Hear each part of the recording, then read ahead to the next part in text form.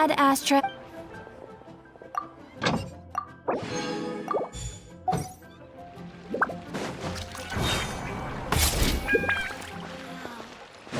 Leo's really got a lot going for it.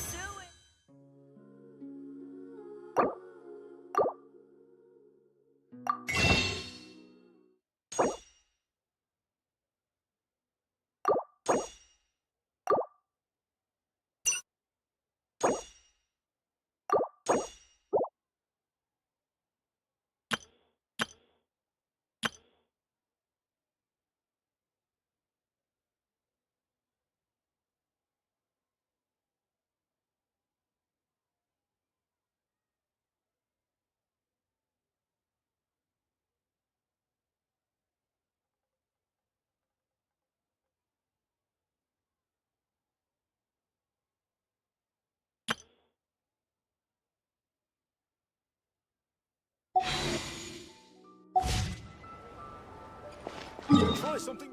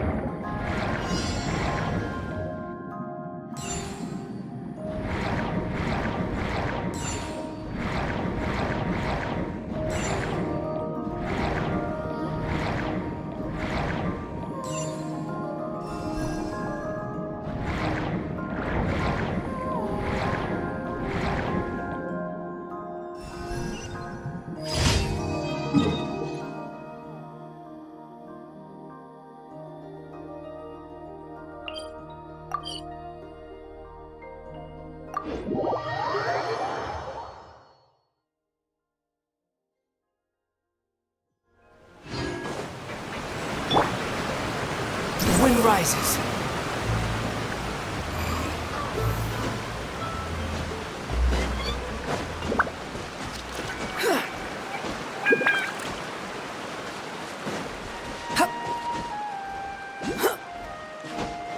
Squall Fury.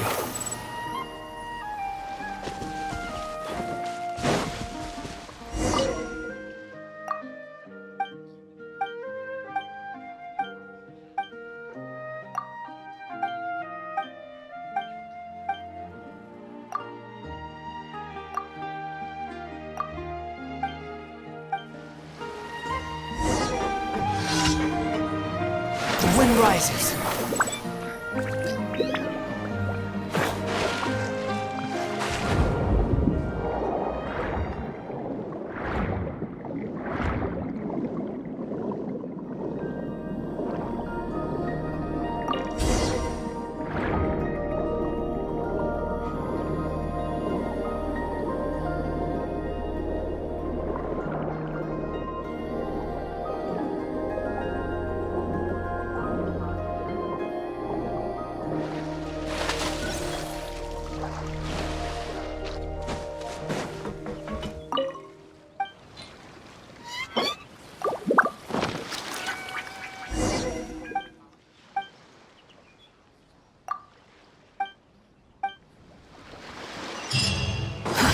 Too slow.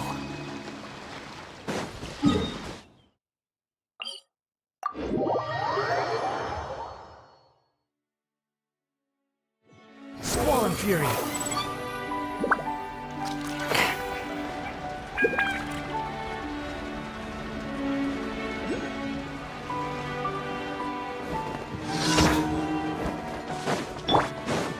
Overruled. Good job. Stabilize. No. Quietly now. I wasn't done.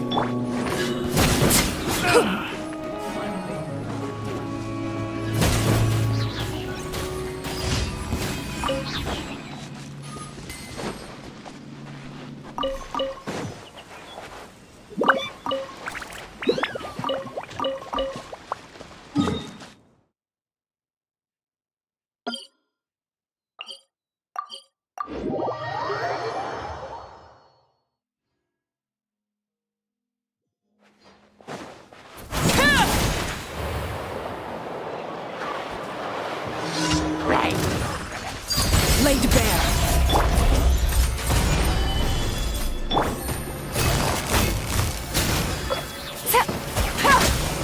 Behold!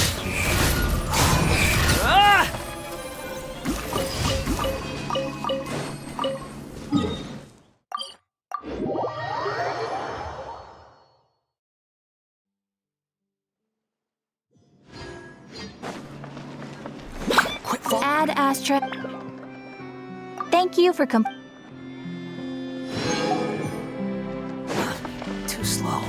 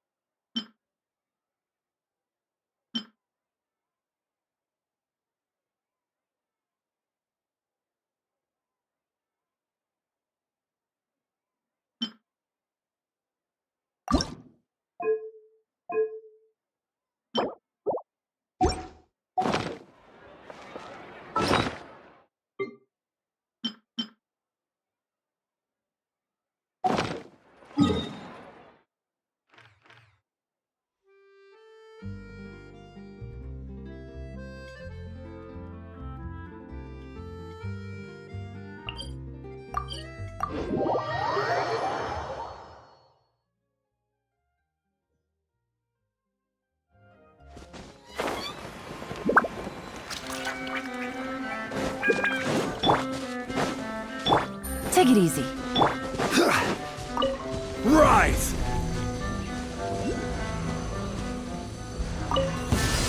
Solidify! Overruled!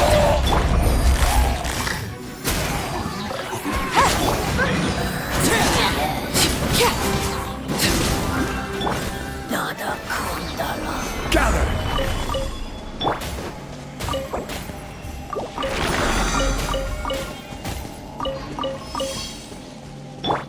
Squall and fury.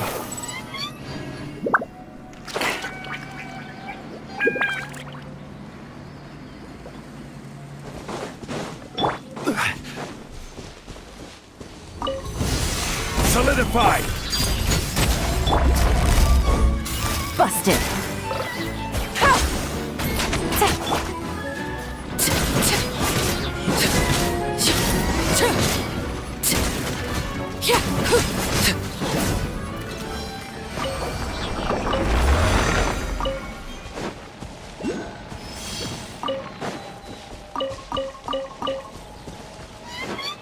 Behold!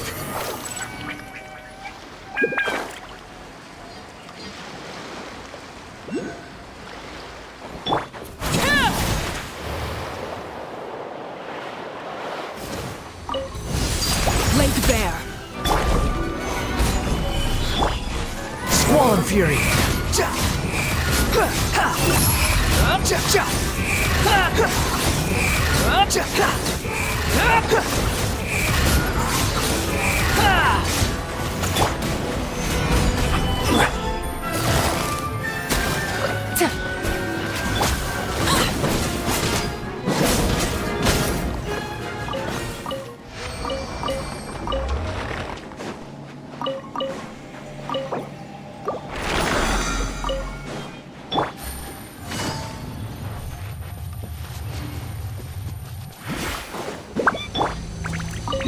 Transfixed. Stabilize!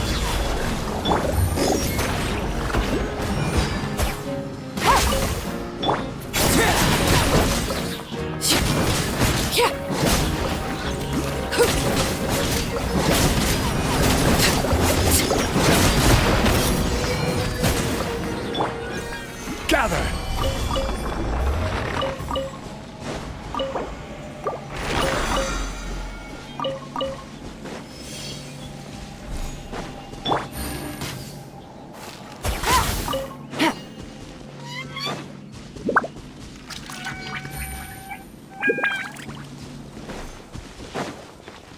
Take it easy.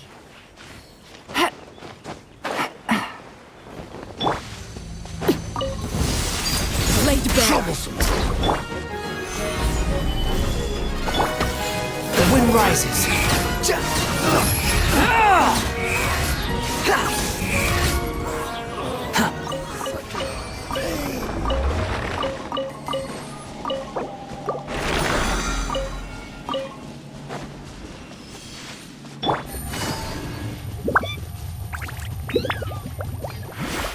Take it easy.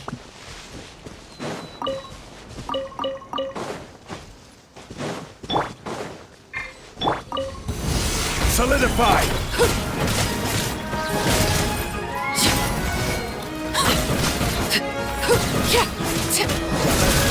Overruled.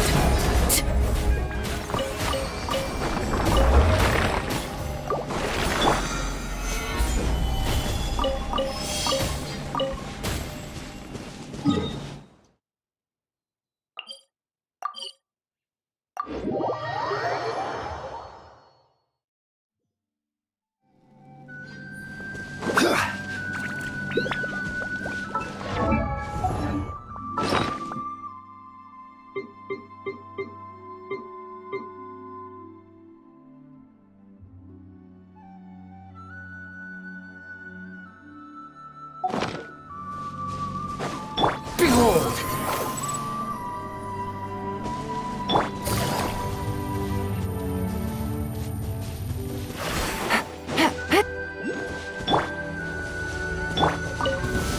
Gather!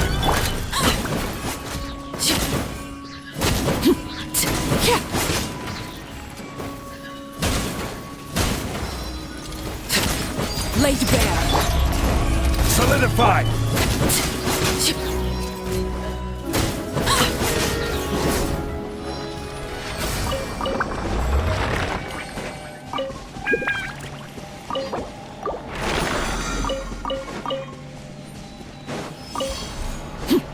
Squall and fury.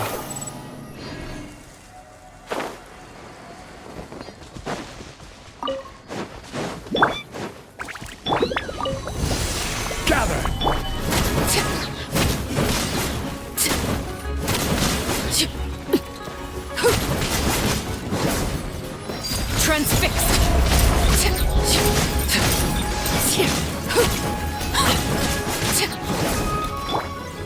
Stabilize!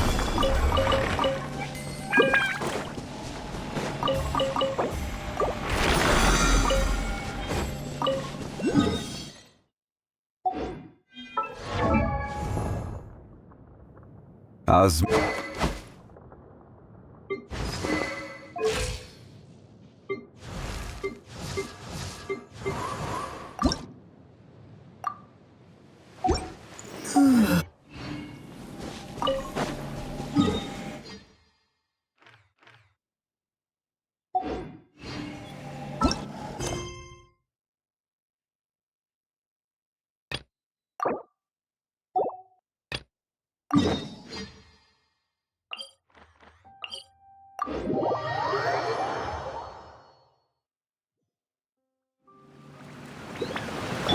Behold!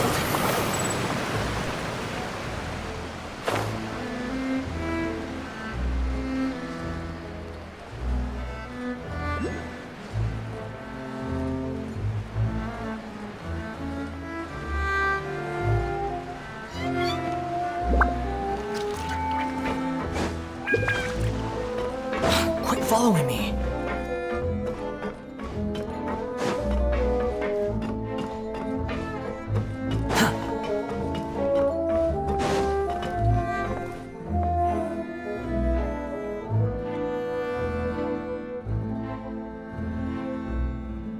All of this, it's unbelievable. I can't believe that those stories were real. It all really happened. I think you and I both feel the same way about the profound tragedy of Melusa's loss. And the sheer depravity of Marcel's actions. I thought Mr. Marcel would always stand by the Spina. Everything he had, the Spina gave to him.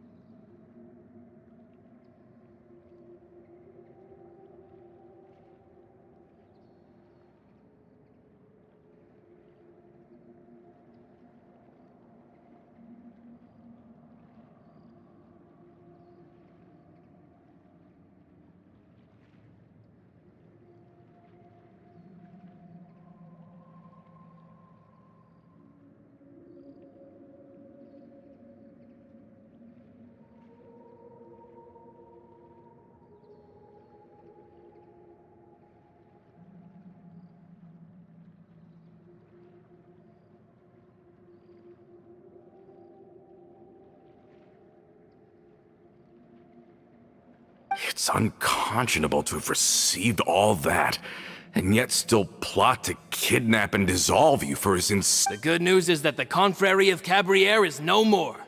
Gone with them too is the entire synth manufacturing and distribution network. We finally closed the curtain on that. Are you sure? But if Marcel wanted to rebel against us, he probably sent... Realm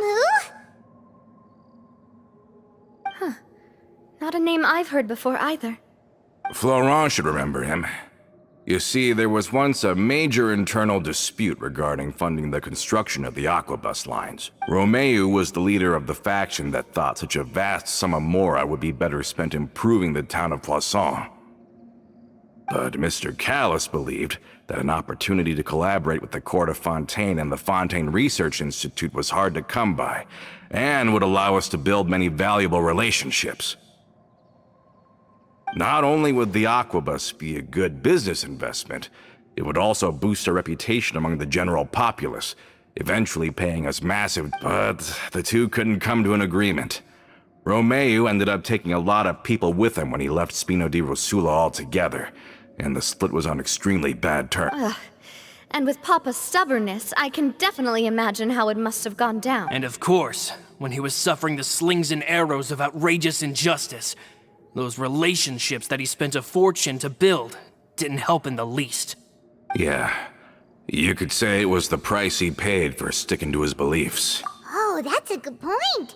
If Callis was really as stubborn as you say, then wouldn't he have argued with the rank and file? Oh yeah, It eventually became a thing that just happened on every day that ended with Y. But Navia, boss, you might not know this, but he wasn't always like that. He used to be a lot better with taking counsel. With him listening to our advice, and Ms. Clementine also frequently on our side, it was pretty smooth sailing for a good many years. But on the matter of the Aquabus, even Ms. Clementine completely stood by Mr. Callus's side.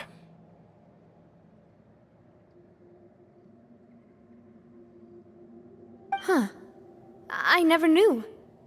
But from my perspective, Romeu's position had a lot going for it. Couldn't they have sat down and talked it out? I think the Aquabus was just the straw that broke the camel's back. On that topic, they eventually came to a rather... They believed that Miss Clementine lost her ability to serve as an impartial mediator when she became pregnant with Callus's child. So, they thought she had betrayed them? But that doesn't make any sense. Before she was their mediator, my mother was also her own person, and a member of the Spina. She should have the right to take any side she wished. Yeah, but to them, even taking a side was betrayal enough. They felt like their voices could no longer be heard once their sole mediator had gone over to the other side. Of course, Ms. Clementine then passed away, and Mr. Callus began to regard the completion of the Aquabus project as her final wish. With that, the last hope of reconciliation was gone. So that's what happened. From that point on, Romeu and his people cut ties with the Spina. It never gave us any kind of professional or perhaps they've regarded us as enemies ever since they left. But even so, there is still no proof that they ever acted in concert. I've also heard that they aren't in a good financial position, so they've been lying low for a while. But as long as they exist, they'll continue to be a threat. I think Coulter's got a point. Both Marcel and Romeu had my father in their sights for a very... Even though Marcel's faction has been dissolved, we still don't know anything about Romeu's whereabouts. If they're still trying to get revenge on us, with how distracted and vulnerable we are, now would be the best time. Good thinking, boss. We should keep an eye on them at all times. I'll let my men know right away. Thank you for that, Florent. And Coulter, thank you for telling me about this as well. Don't worry, it's nothing. Do you have a moment right now? How about we go out for a walk? I've heard so many incredulous things today. I'm finding it a bit hard to calm down even now. I mean, to think that I'll just... In that case, why don't we go back to the court? I can pick up Adele's uniform while we're there as well. It'll save Laurent's guys a trip. Want to come with me again, you two? You don't mind, do you, Coulter? Of course. That's fine by me. Then let's go! Paimon feels like a lot's hinging on this visit. We really are the best of partners. Come on, let's go.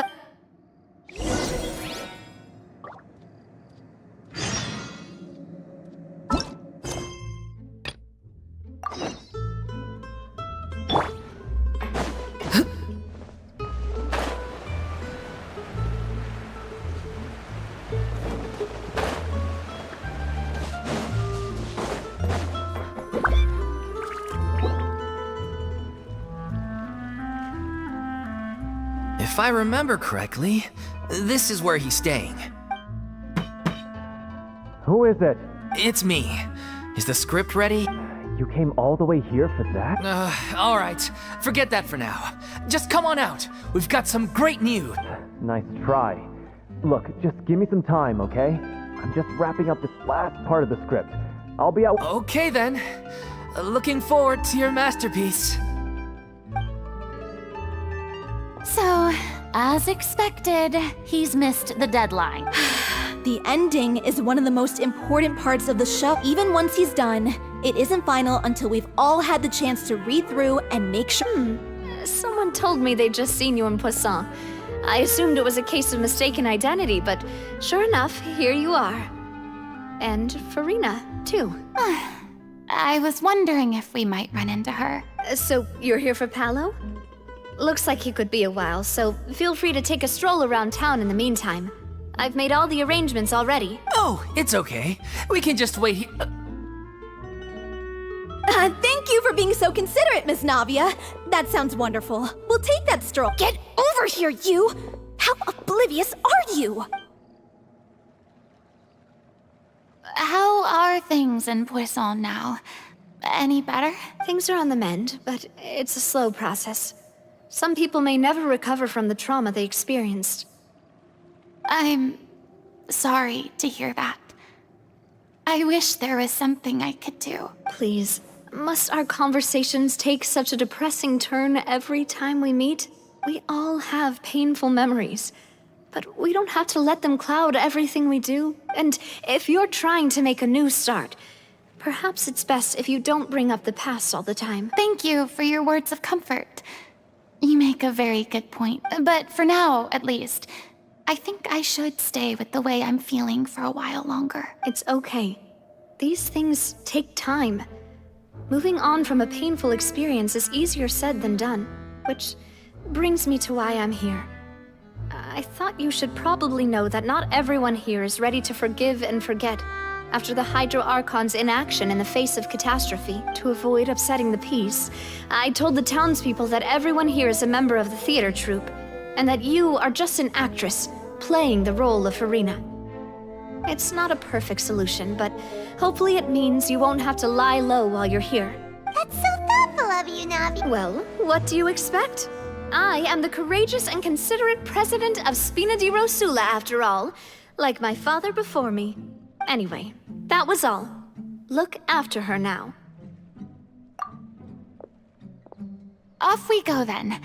Let's take a look up there. I don't have any friends that I can be frank and honest with, so maybe she's right. You're the closest thing to friends that I have.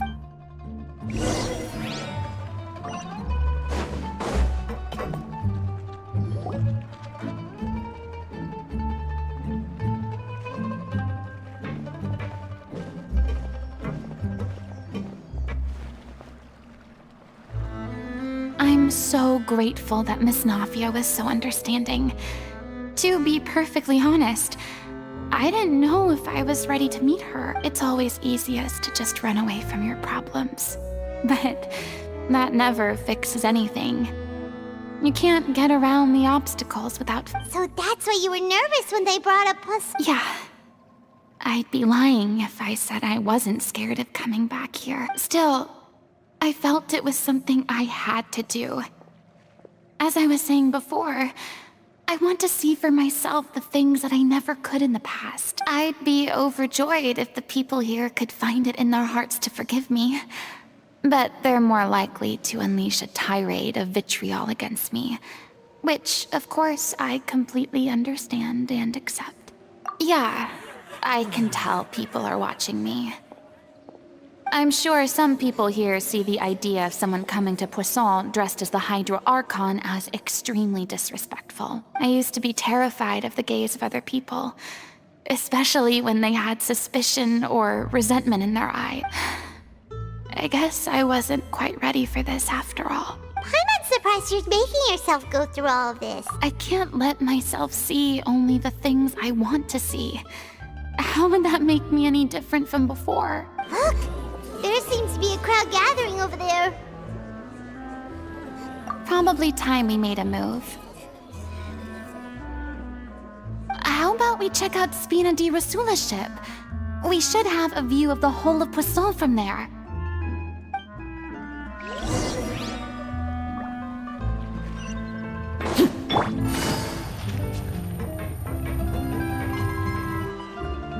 We rented this house from one of the locals to use as a temporary base.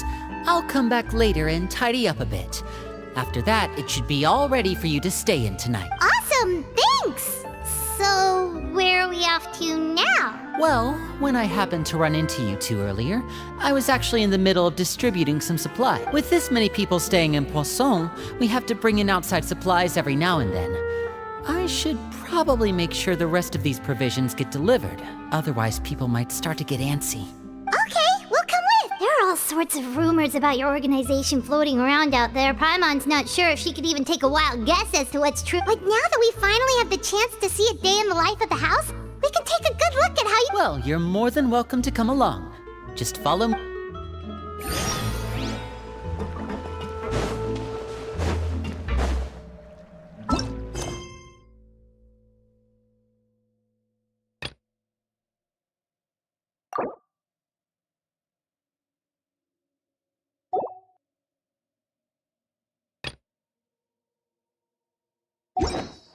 Navigating the world is a whole lot easier with a few...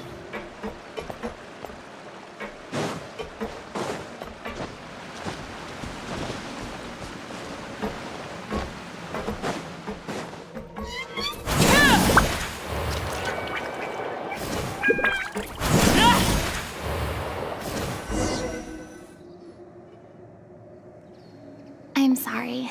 You probably just wanted a relaxing stroll. And here I am dumping all this heavy stuff on you. We don't mind. It's actually refreshing to see a different side of you. Great. Well, I appreciate your company, so please don't disappear just yet.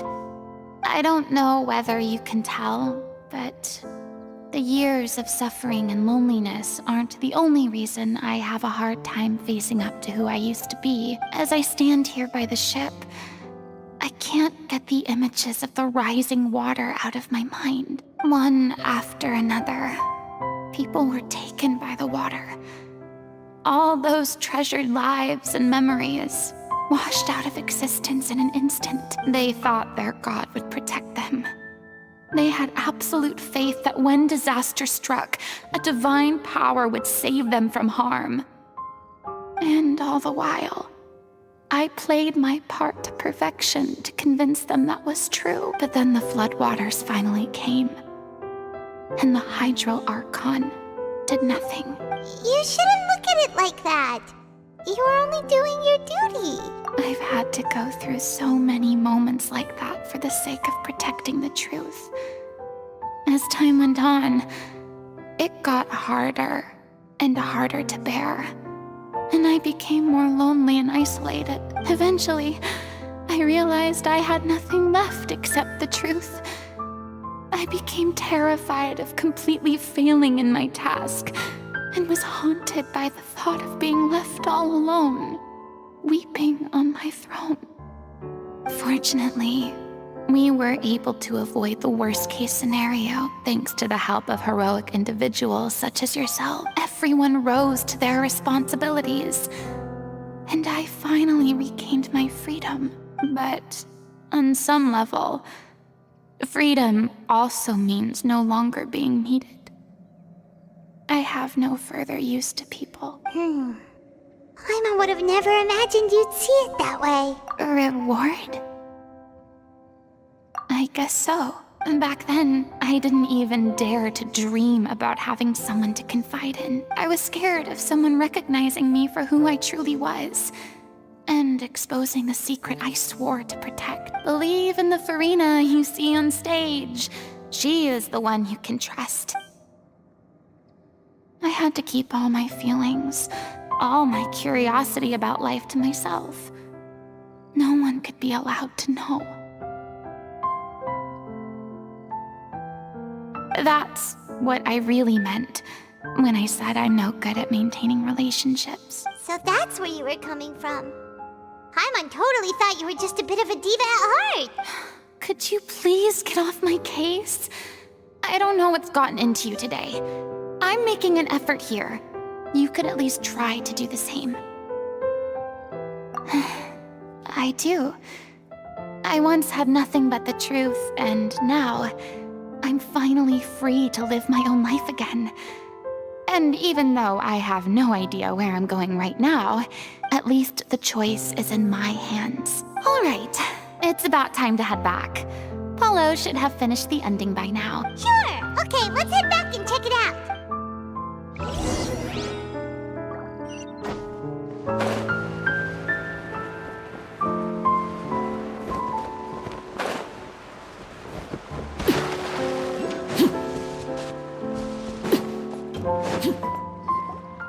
Didn't you say you needed to watch what you eat?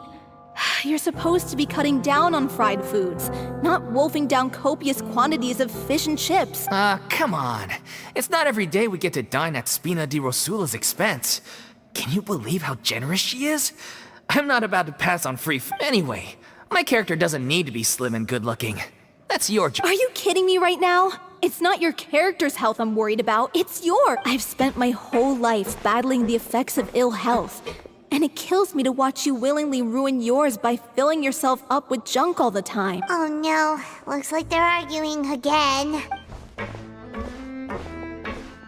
We're back! Could you maybe put your differences aside for a moment?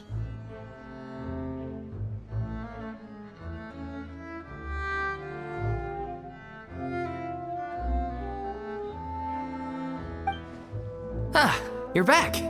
We've been enjoying Spina di Rosula's VIP treatment in your stead. Paulo's nearly done. We shouldn't have to wait too much longer. Great! So you were discussing your characters, right? We heard she's playing the Oceanid who turns into a... Me? I'm an Oceanid. He was originally supposed to take the form of a crane, but he outgrew that role. Well, the costume at least. So... Sorry. The boar's not a bad character, actually. He's the one who raises the little Oceanid, yes? That's right. He has some pretty memorable lines, too. Like when he imparts some solemn words of wisdom to the little Ocean. If you become human, you can reveal your secret to no one. You will face suffering and loneliness. Is this truly what you want? Wait, that sounds kind of familiar. It's the most important line in the whole script. I think it's a symbolic statement about our director's life and legacy. She kept quiet about all the trials and tribulations she faced in running our troupe, allowing us to... It was only after she was gone that we realized how tough her job really was. You mentioned earlier that the troupe was like your... Yeah. I was born with an incurable illness, and once my family found out it couldn't be treated, they decided they didn't want me anymore. I spent some years taking whatever work I could find and trying to manage my illness with various medicines. But whenever I had a bad flare-up, I'd be lying in an alleyway for days at a time. It was like that until the director found me one day. She told me I had a great voice and asked if I was interested in studying singing from her. She took me under her wing, taught me to both sing and act, helped me find Mora for my meds, took care of me when my condition decided to flare up. I know it was all a huge... She sounds like a really incredible person. She really was. She gave everything she had to her troupe and the people in it. All of us were so I was a lost child too when she found me. As the child of a murderer, my parents weren't around when I was little, so I got sent to The other kids were always picking fights with me. They'd say things like, "Come on, you must be pretty tough if you're the son of a murderer." It was just to taunt me, though. One day, I got beaten up so bad that I just couldn't take it anymore, so I ran away. I lost all faith in humanity by that point. Thought the whole world was out to get me. Let me guess. Fortunately, the next person you ran into was the director. Yeah. For the first time in my life, I was somewhere I felt safe. And I promised myself I'd stay here until the day that... The day you hoped would never come. How times change. Oh, you're finally done? Get your butt over here. There's someone I need to introduce you to. This is our new artistic consultant, Miss Farina. Farina? The Farina? Oh my god, how did you manage to wrangle that? Please, the... Same here! Even so, this is just... Oh, wow. I'm sorry. I'll try to calm down. Now, where was I? Ah, yes, the script, of course. Let me give you a rundown of how the story unfolds in my version. I'm sure you're already familiar with the beginning of the story. A little Oceanid decides she wants to become a human, against the wishes of her. She finds love and friendship in the bus. The people start to notice that all the fresh water in the surrounding area is slowly disappearing. The soil is becoming arid. Plants and flowers are withered. The little Oceanid, Cleo, and her lover decide to do something about it and investigate the truth of the matter In the end, they discover that all the waste and pollution created by humans over the years has caused the fresh water to flee the land, as if driven by a consciousness of its own. Consciousness? You mean the water is sentient? Water as a conscious entity. There's actually quite a few stories that explore this theme. Since the little Oceanid is a water spirit, she immediately understands how the water is feeling. She then tells her lover about her true identity, as well as the truth behind the crisis. Her lover accepts her for who she is, and works with her to find a way to bring the water back. However, unbeknownst to them, there were some people eavesdropping when the little Oceanid is accused of being directly responsible for driving the water away, and faces the greatest dilemma of her life. And then? In the end, she makes the brave decision to sacrifice herself to save her lover, and the rest of humanity. Huh? But didn't they all treat Cleo like a villain? Why would she want to save them after that? Well, she mainly wanted to save her lover, plus everyone who'd stood up for her. Through her love for her human partner, she was able to find an even greater love, one that extended to all of humanity. Surely the biggest strength of Cleo's character. There's actually something else that bothered. You know the protagonist is supposed to represent the director, right? And she never had the chance to become. If we're serious about dedicating this show to her memory, we should make the ending as true to What about if the little Oceanid is hounded to death by people who hate her, her lover makes sure her secret never gets out, and humanity continues. That sounds like too cruel of an ending to me. And perhaps a little irresponsible to present to the audience. That ending would be a perfect mirror to Director Aureli's death. Both arbitrary and meaningless. On the day when she went missing, Director Aureli had instructed us all, somewhat out of the blue, to leave the court of Fontaine and wait for her outside. We waited and waited at the rendezvous point, but she never came. By the time we returned to the city, she disappeared without it. We looked for her. The Gardamex looked for her, but she was nowhere to be found. Increasingly, all the signs seemed to point to her being the late. The director was the kindest soul in the world, yet she was senselessly sacrificed for the sake of a so-called experiment by someone who had nothing to. But doesn't the way she suddenly told you to leave the city suggest that maybe she had some sense of what was about to happen? It almost seems as if she was moving you to safety. I've been trying to follow up on that ever since, but all my efforts so far have turned up nothing. Villemont might know something, but he won't. Villemont? The one who's Yeah. He's been overwhelmed by grief. I think the director's death hit him hardest. Grief? Guilt, more like. Also, I have a hard time imagining that anyone took it harder than me, because, well, speaking of the play being true to life, I was deeply, madly in love. What? You kept that one quiet. It's time to be upfront with you all. No more keeping secrets from each other. We'll never be able to agree on the ending if we can't be honest about how we feel. I did tell her how I felt once, but she turned me down pretty much straight away. She said that we were all like brothers and sisters to her, and she'd never considered us as potential romantic partners. Not that it came as a shock or anything. It was what I was expecting to hear. So I told her I'd always be there for the troupe, and I'd always be there for her.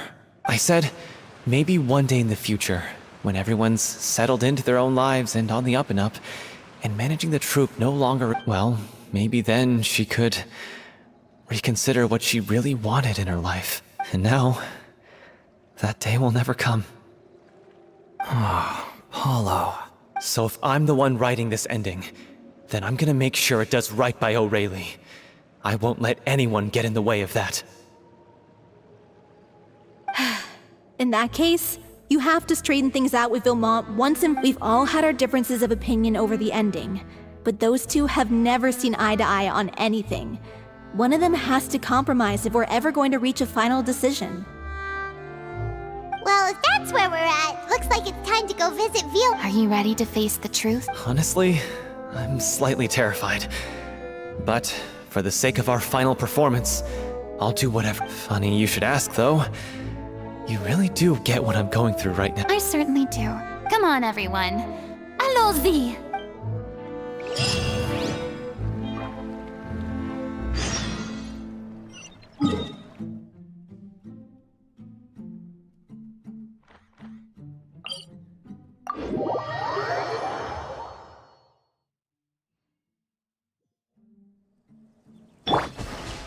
The wind rises.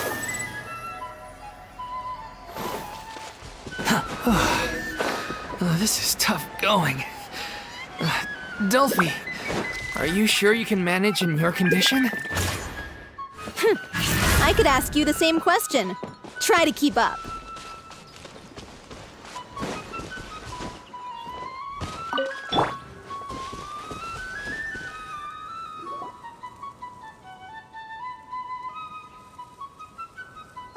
As if this journey wasn't tough enough already without a roadblock. Don't worry. We should all be fine with the traveler here.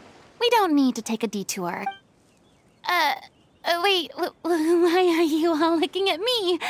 You're not seriously expecting me to fight, are you? We're just curious, that's all. I don't think anyone's ever seen Farina in a fight. Yeah, but don't you remember why? The Hydro Archon willingly gave up all her power so it could be converted into indemnitium. Miss Farina said so herself. Precisely! And I'm not even the Hydro Archon anymore, so all my power is gone anyway. As much as it pains me, unfortunately, I should just stay put. I'm more like a damsel in distress more than anything. That sounded so smug.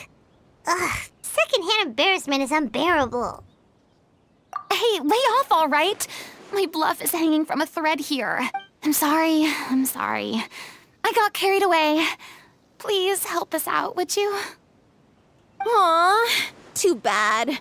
I was so pumped to feast my eyes on fight mode Farina. Sorry to leave all the heavy lifting to you. Don't worry, piece of cake. Laid bare. Gather.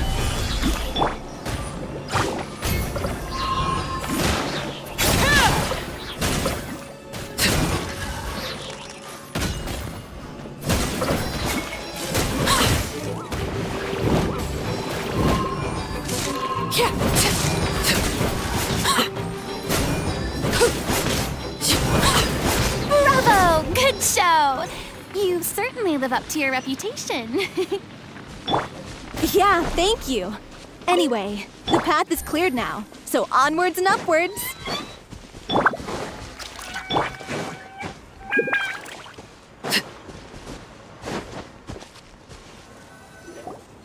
Vilma, are you there? Huh? Oh, it's you guys. Wait, what's Lady Farina doing? I can explain. We've been rounding up the whole troop. We now have everyone except you. So, you think knowing the truth about the director's disappearance will help you write an ending to the script? I care just as much as everyone else about making the Little Oceanid a success. That's why I wanted to wait until... If I open this can of worms now, I just don't want to make things difficult between us. We're supposed to be a unit. Viamant, avoiding the truth will not help anyone. Unless you mean to suggest that Aurelie's death had something to do with... I don't want to talk about it. Listen, Viamant. I used to think that my love for Aurelie was a point of shame. I never brought it up to any... But now, I've made up my mind to put it all on the table. I'm prepared to face everything, to sacrifice everything, for the sake of the show. The Little Oceanid cannot be complete unless we do justice to Aurelie on an emotional... This is why people think of you as not being the smart one. As you all know already, the troupe was kept afloat not from ticket sales, but donations from the audience. Of course, that was nowhere. We took on side jobs when we weren't performing, but even then, the troupe's financial situation... So... Anyway, one day after a show, a merchant came to me and offered us a huge sponsorship. In return, we just had to provide the audience with their drinks during performances. It seemed like a win-win, so I said yes to it on the spot without consulting the director. It was only when the merchant came to deliver the goods that I realized the drink in question was synth. Isn't that the drink peddled by the culprit behind the serial disappearances case? I freaked out when I saw the boxes. And I told the director everything right away. She was completely shocked as well. But she didn't reprimand me for making the decision without consulting her. Instead, She contacted the merchant and stated that the troupe could not agree to this collaboration. The merchant was furious, berated us for going back on our word, and threatened to sue us for damages. The amount was astronomical. There was no way we'd be able to pay. And then? I was going to sort it on my own, but the director stopped me. She said that this was an issue for the whole troupe and it wasn't my fault. But things only got worse from there. The synth merchant just wouldn't let up, and then suddenly the director told us all to leave the city one day. I knew then that things must have reached a boiling point. I admit this whole thing was my mistake. I didn't dare to tell any of you the truth back then, and after the director disappeared, I was even more afraid to say anything. Yeah, I got Aurelie killed. There, I said it. Happy now? Hey, don't say that. You traitor! You knew Aurelie was in danger. Why in God's name didn't you tell us? What do you mean? You were afraid? This was a life and death situation. We could have saved her. How could you be so stupid? Please, try not to get too worked up. Yeah, listen to him. You need to stay calm. Stay calm? How can I stay calm? This guy got Aurelie murdered.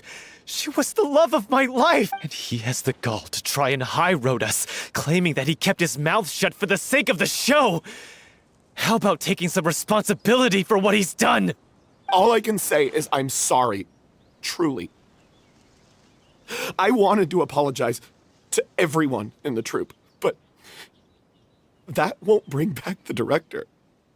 What good is my apology now?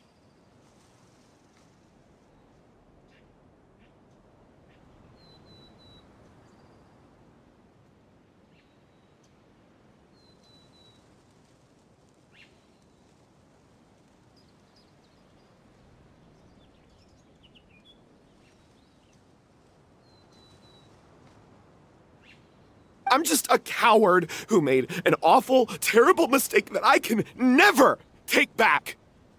Beat me up if you want. Kill me if you prefer. It's what I deserve.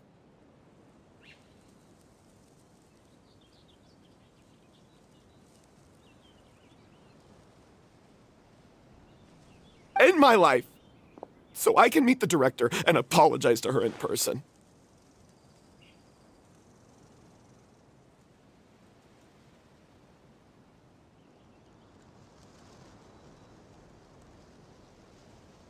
Get out of my sight! Go! Get lost! I don't ever want to see your face again!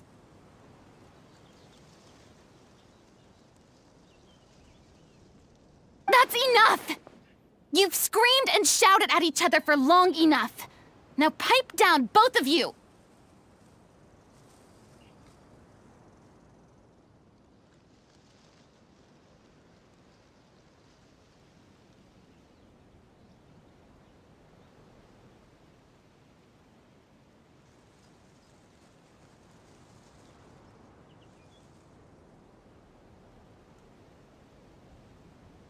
Can you stop conflating the show on stage with your real-life relationships in the troupe?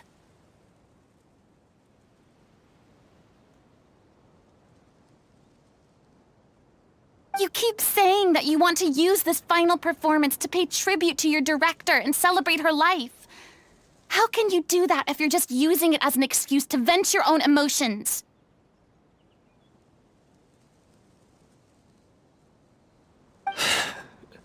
You're right. I'm sorry.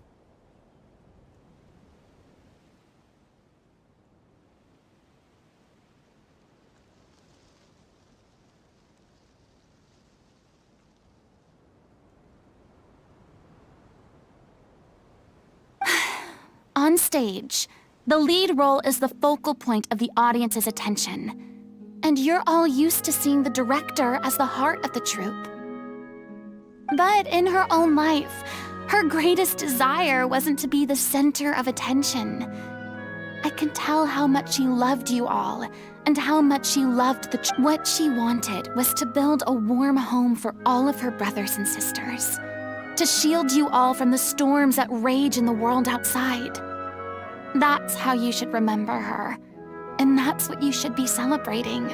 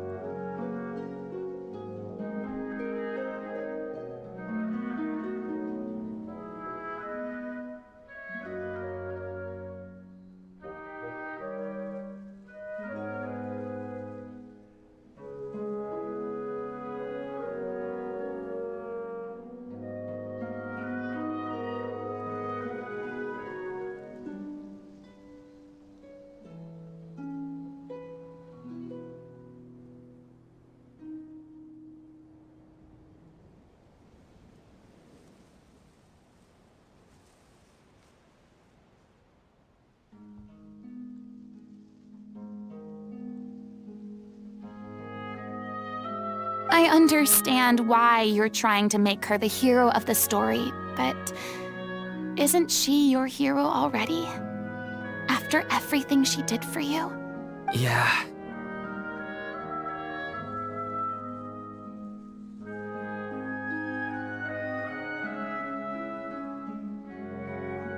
So think hard about what that means. And then think again about what you hope to achieve by arguing with each other.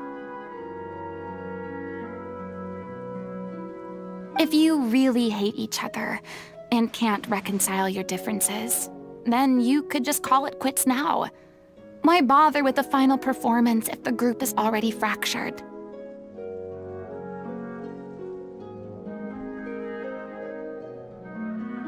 But you can't bring yourself to do that, can you? You care too much about Director O'Reilly and the home she built you all to let go.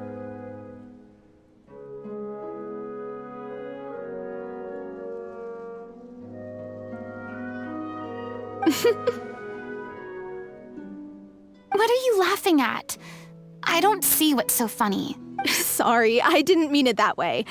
It's just that, for a moment there, it felt like our director was back with us again.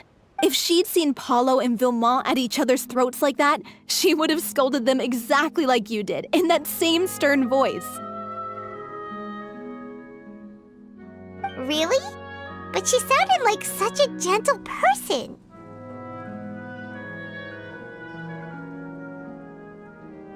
Of course she was. Even her harshest lectures came from a place of kindness, and it showed. She really was a truly outstanding person. What you said, it really puts everything into perspective. I'm truly sorry. I really meant for this to be a genuine apology, but I ended up making it all about me and my... It's all right. Let's save all this for... So, the ending. Clearly, everyone needs to take a step back for now and reflect on what really matters. When emotions are running high, the end of the story needs to focus back on O'Reilly herself. She's the true... What do you mean? The Traveler is right. You once investigated that underwater synth base and recovered item. If you could find anything that O'Reilly left behind, perhaps we can get a better sense of what she went through in her final days. You really think that's possible? I trust that nobody would object to the ending of the story being based on O'Reilly's true feeling. No. Well, we'll leave this in your keep. Come, let's pay a visit to the Palais Mermonia. The rest of you, head back to the rehearsal location for now.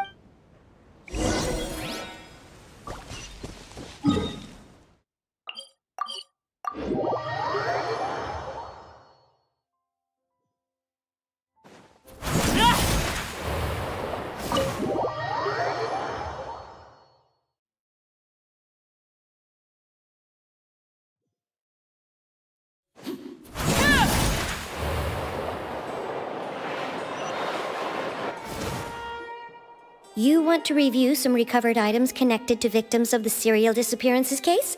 But still, since you were the ones who discovered and submitted the evidence in the first place, you don't actually have to submit an application. Okay, please hold.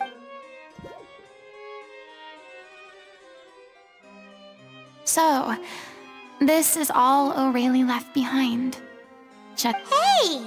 It's full of script lines! And sketches too!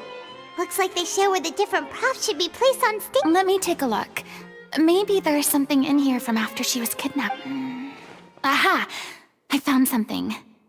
To whoever discovers this diary, looks like she kept a detailed record of her captor's actions. She even mentions the truth behind the experiments on dissolving. If we'd had the chance to examine this notebook carefully back then, it would have been a conclusive piece of evidence proving Vacher's... Vacher took so many lives. It's still so unthinkable how many victims he... I guess O'Reilly must have written all of this down in the hope that her records would one day be of use. Wait, it cuts off. Her handwriting here gets patchier and more illegible by the line. She probably didn't have much strength. Her final words are... I'll let you read them for yourself.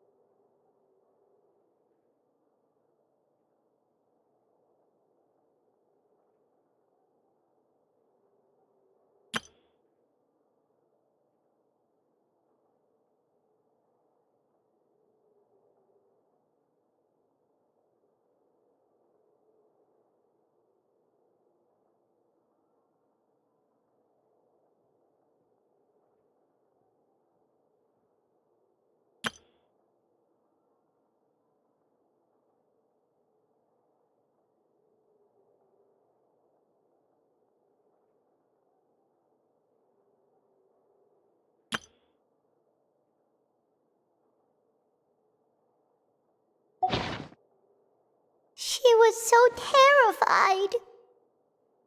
She may have been a mighty hero in the eyes of her troop, but at the end of the day, she was only human. I can't bear to think how painful and lonely her final days must have been.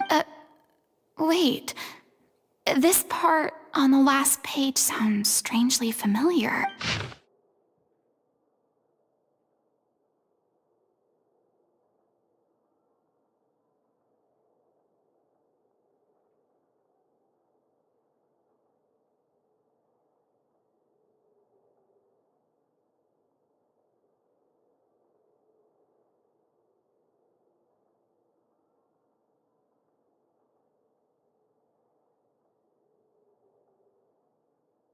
If you become human, you can reveal your secret to no one. You will face suffering and loneliness. Is this true? Isn't that the most important line in the Little Ocean? Because I am an older sister to them. Oh. So she didn't regret her decision. Even as she sat in silence, waiting for death to come. I'm sure this is what the troop would have hoped to hear as well. She had their utmost trust, admiration, and love, and she truly deserved it.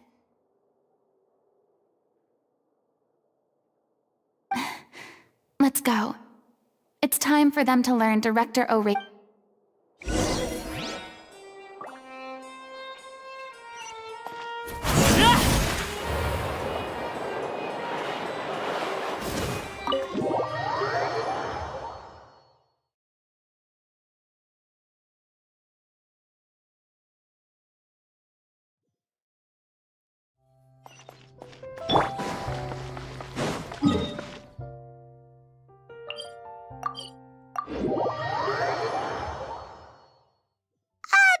By the way, we really are just going to talk, right?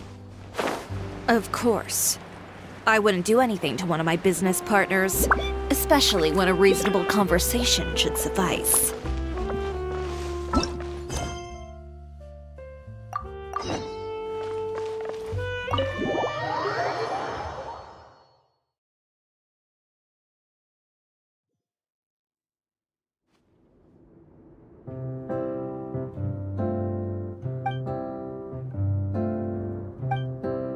She deserves a hero's farewell.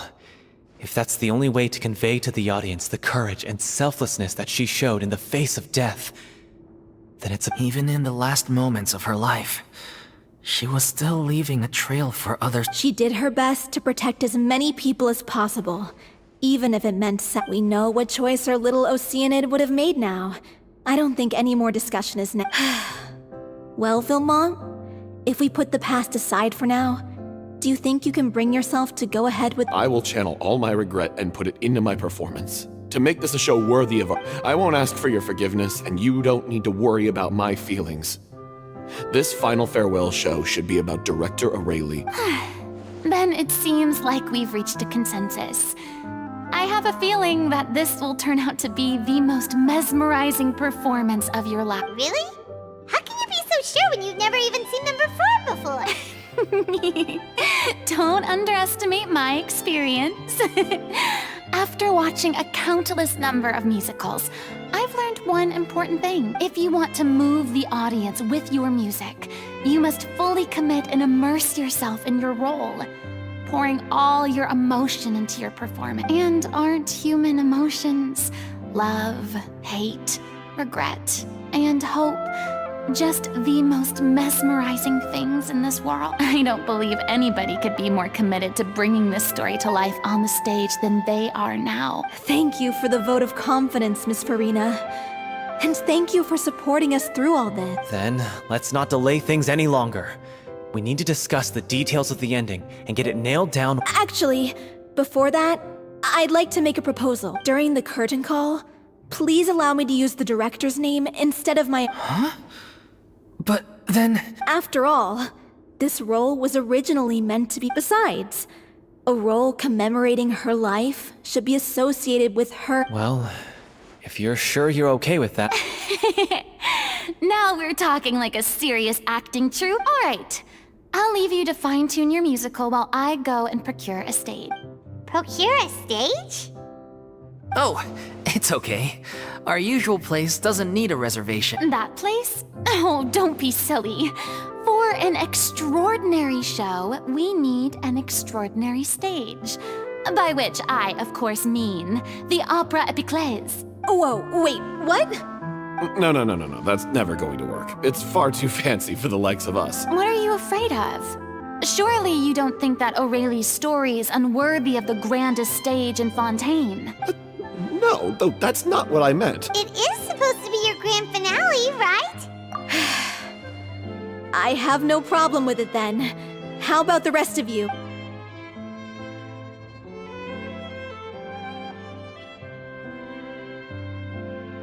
I'll take your silence as a yes. Thank you for giving us this opportunity. It really is a dream come true. Well, then don't disappoint me. If you mess this up, it'll reflect poorly on me too. Come on. We'll need to get the go-ahead from Nervillette. I know just where to find him.